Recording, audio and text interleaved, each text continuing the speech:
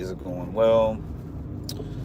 Yesterday, I went to my holiday party at my job.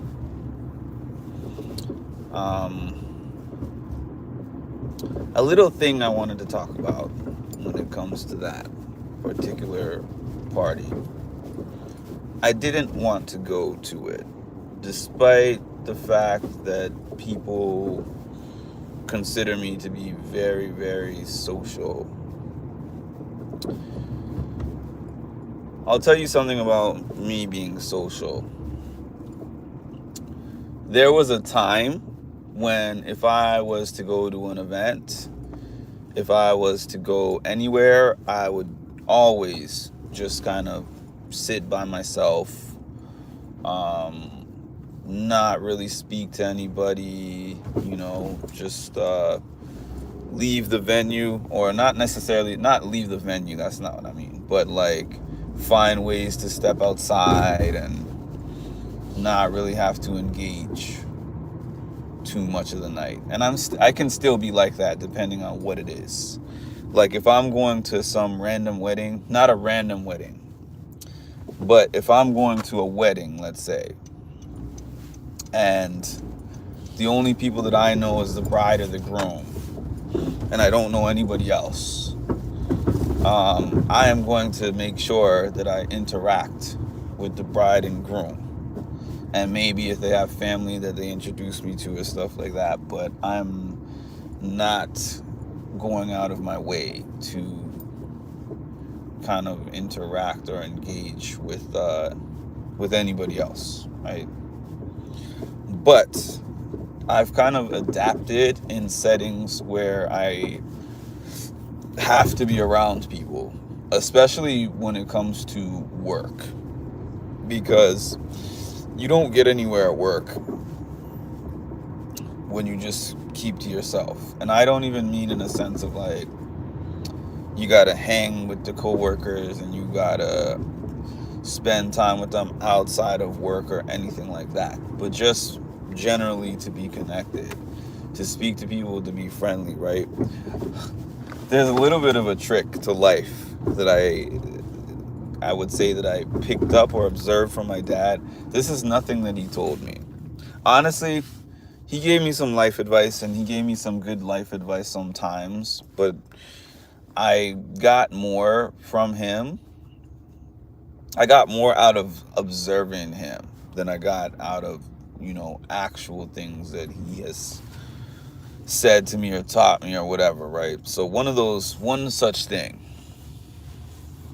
that I knew about him, the fact that he was very nice to everybody, the fact that he would crack a joke, the fact that he would give somebody a compliment, the fact that people liked him, made it so if he ever needed somebody, he could call on people. And also, it can get you out of trouble sometimes, like you mess up at work, you do something that you weren't supposed to do or whatever, or you miss a deadline or something, but they're like, you know what, this is generally a good guy, I can excuse that, I can, we can work past this, versus somebody who's like doesn't interact with anybody and you don't know if it's a thing where maybe they were just having a hard time, or if it's like a thing. I don't know if anything I'm saying makes sense. I never know if anything makes sense. I just talk. It all makes sense to me, but I never know if it makes sense to other people. All right. Let's see these comment section. Happy Saturday, Chocolate. Hi, Charlize.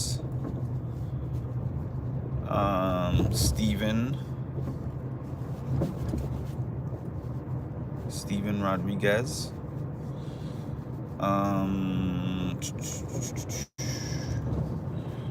Like, hype. See, this is the thing. I would say that in terms of attendance, Chocolate, I would say in terms of attendance, you and Cass are probably tied this month. But even though Cass attends, her mind is in too many places. So I still have you in the lead for this month's Employee of the Month. For those who are new, we do Employee of the Month. Everyone with a wrench is eligible for Employee of the Month, but it's been a two-person race for like the 4 months maybe that I've been doing it, and Cassandra Wash won the first month, and then Chocolate has won all the other months. I don't know what's up with that. Cause even when Cash shows up, she doesn't do her wrench duties, unfortunately. Thank you for whatever you sent, Val. Hello, Kelly McCoy.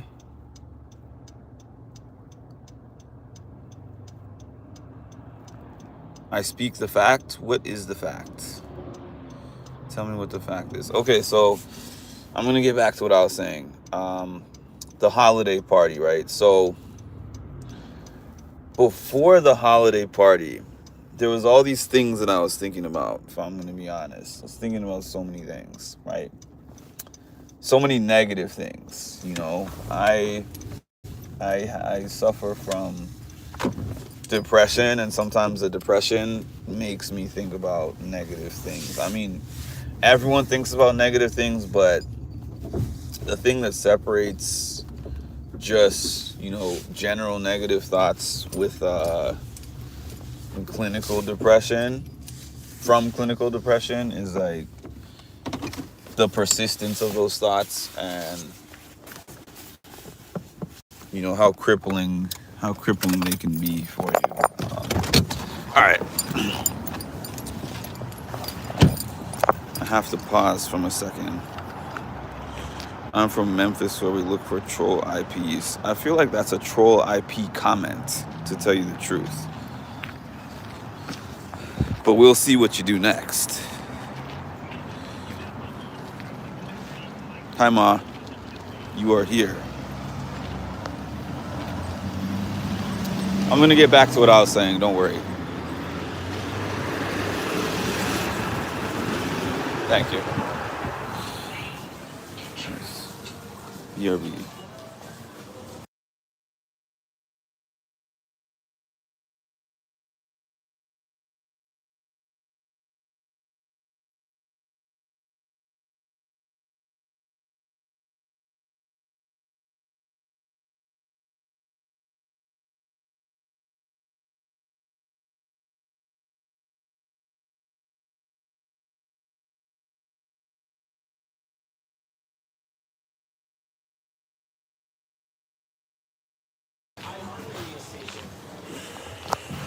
Okay.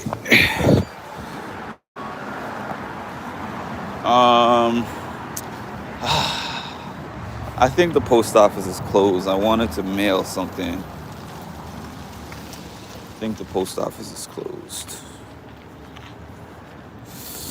But, gosh, my leg hurts. My leg is going to take some time to heal from this injury, but, you know.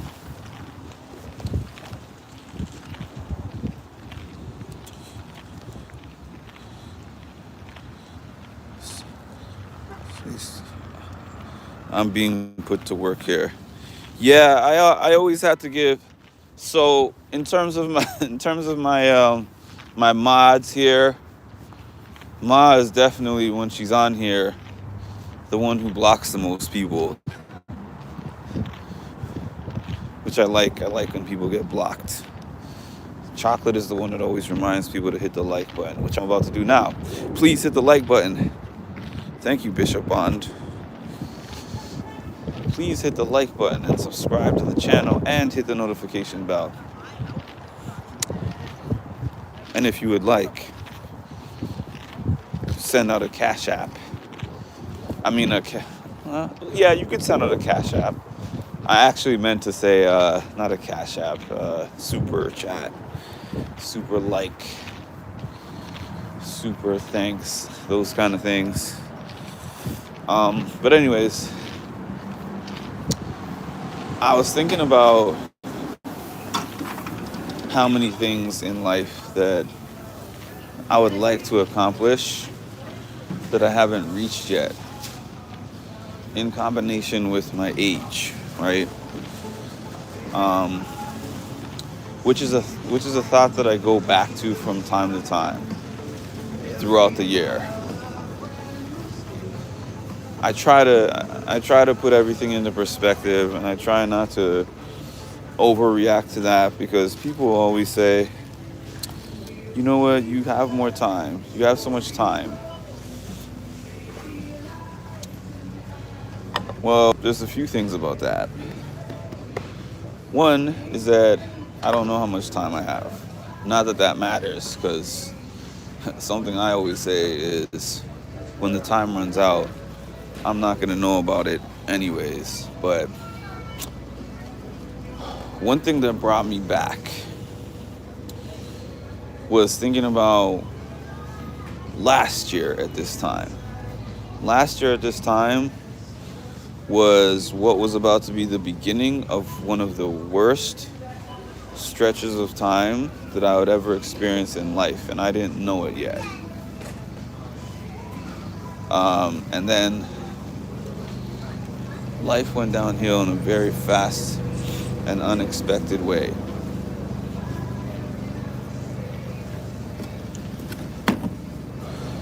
And then here I was trying to recover. This is pretty cool. Here I was trying to recover from this unexpected thing.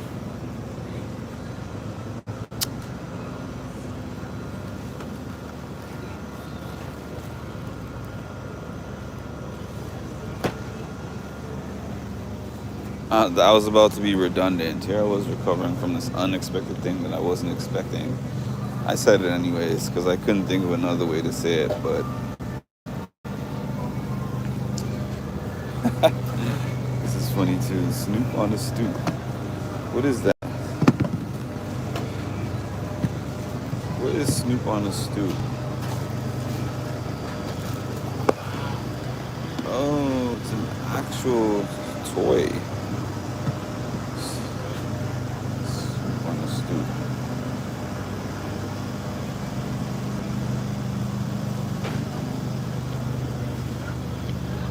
Point being, as much as I wanted to think about the future place that I want to be in and the fact that I'm not there now, I thought about the place that I was in last year and how I would give anything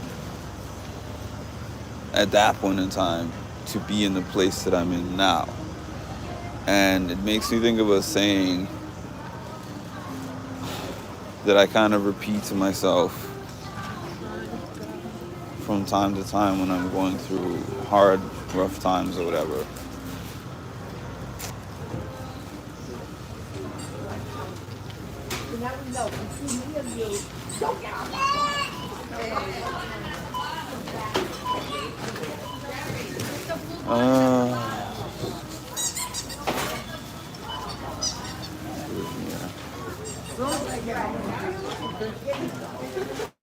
Not getting wrapped up or anything.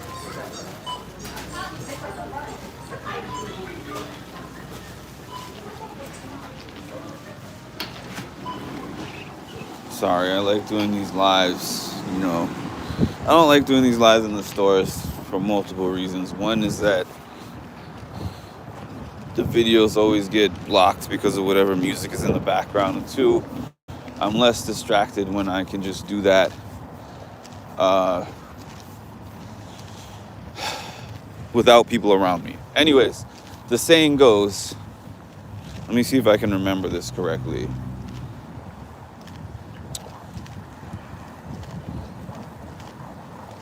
I think the saying goes, anxiety lives in the future, depression lives in the past, and peace lives in the present. I believe that's how the saying goes. So anxiety lives in the future. So when you have anxiety, you're thinking about things that have not happened yet. And when you have depression, you're thinking about things that have happened before. And when you have peace, you're thinking about the here and now. So yeah, there's all these things I want. The anxiety that I experience actually is from anticipating things or saying what if this goes poorly. For an example, when I'm about to do a music performance, the time before I get up and perform is like the worst time ever. I don't know if other performers of anything feel that way, but people have talked about excitement and stuff. When it comes to like fitness events, for the most part, I feel like an excitement and an adrenaline when I'm doing those things. When it comes to performing music or doing public speaking or whatever, even though people usually tell me that what I'm doing is really good, right? They usually tell me that what I'm doing is really good. If the longer that I had to sit and wait, like I remember I used to do these open mic nights every single week before that particular place shut down. And I would get up there. I wonder if the post office is open. I'm going to do my due diligence and check and see if the post office is open. Okay.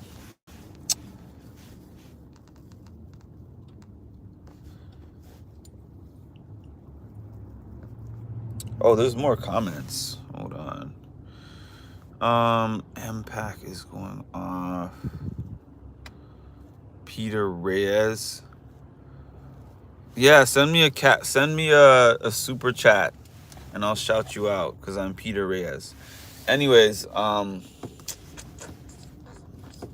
time right before so when I was going to those open mic nights, the guy started putting me towards the end. Like he didn't even care what position that I would, because we had a list. There was like a list that we would have to sign up, write down the songs that we're gonna do, whatever, etc. And I think the post office is still open. Wow.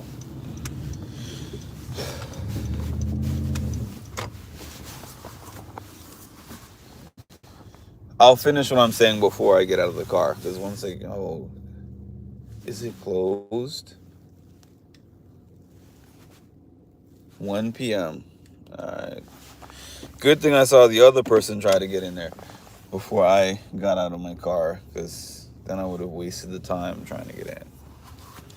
Sorry, Cass Wash. You'll have to wait until Monday. By the way, thank you to everyone who's purchased my merch. I appreciate everyone who's done that. Cass Wash purchased one of my sweaters. There's an issue with Teespring. It didn't come, so I made a customized one that I'm going to ship out. I was going to ship it out today, but it's just unfortunate timing that I had things to do, and I couldn't get there in time, unfortunately. But it is what it is. Okay. So what happened at the end of the open mic, or what happened with the open mic, is that I always signed my name on the list first. And before the open mic guy knew who I was, he would just put me up there in whatever order that I wrote my name there. So if I wrote my name down there first, I would perform first and then I would leave. Because then I didn't have to experience really any jitters, because I just got there. The crowd isn't full yet, and people are not fully paying attention at the beginning, and that's what I liked. Then once he started to, hear me, and he's like, "You're one of our better performers," he would be like, "Oh, well, I'm gonna put you like the event was, let's say, 8 to 10. So he'd be like, I'm going to put you on around like 9:15 because that's going to be prime time where most people are in here. And then I'm going to give you like a 15-minute slot, which was, you usually only get about maybe 3 to 5, maybe like 5-6 minutes at the most. But he would tell me he wants to give me a 15-minute slot because he was just like, you know, you're a good performer or whatever. So that time period of sitting there between 8 and 9:15 made me feel like I want to die, no matter how many times I did it. Because I'm just like, okay, now I'm listening to the other performers. Now, if somebody really good goes up there and performs, like some great singer or something, and I'm like, I have to go after this person. I'm like, oh, man, I wish I could have gone before they could have compared my performance to somebody else. What if I go up and make a mistake? This, all this stuff. But I work through it, and, you know, I get through it. But, yeah. That's what used to happen with that. We have juries. You know what? I was telling somebody at my work the other day that was asking me about my music background, and I was telling them about how my mom used to place me in these competitions. And I think that's where my earliest anxiety experiences lie, in that competition, because we would have to go up there. It was piano competitions and saxophone, but the piano was the one I did the most of. So there would be like, it would be like the room would be kind of like a church setting, like how a church setup is, where they would have pews, like church pews, and then there would be a piano at the front, and the families, usually the parents and the kids, well, the kids who are doing the performances would sit on one side, and the parents or whoever's supporting them would sit on the other side, and they would say, you have to be completely quiet until every single performance is done, and we do our judging. So what would happen is, you would have to walk up there and say, my name is Mark Agboka, I'm playing such and such by Chopin. And then you would go up there to pin drop silence, play the song to pin drop silence, and then go back into your seat and sit down. Then the next kid comes up and they do the same thing. My name is such and such, I'm going to play this and this.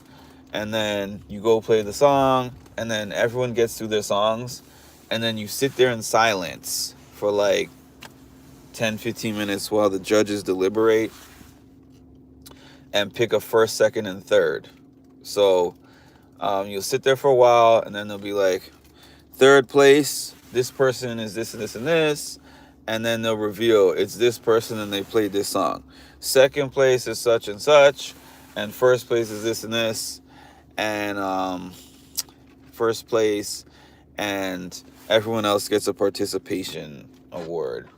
And while I don't think I ever left, to be honest with you, I don't think I ever left with a participation award ever. I think I got first, second, and third in every single thing that I entered into when it comes to those competitions. But regardless, it made me so anxious. Like I was sweating bullets every single time I had to do that, and it was not something that I enjoyed. And eventually I told my mom, I don't want to do this anymore. And she was just like, but you're so good. Like, you know, you're so talented. But I'm not someone who can take that kind of pressure. Like, I'm not a good person with that kind of pressure, quite frankly.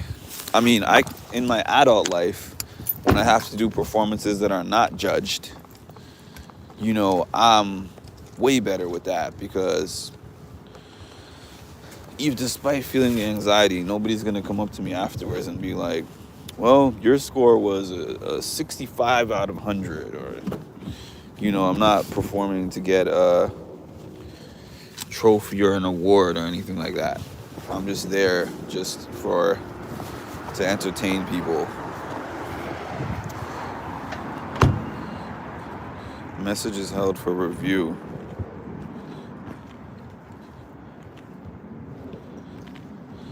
Your mom must be a really good. My mom didn't teach me.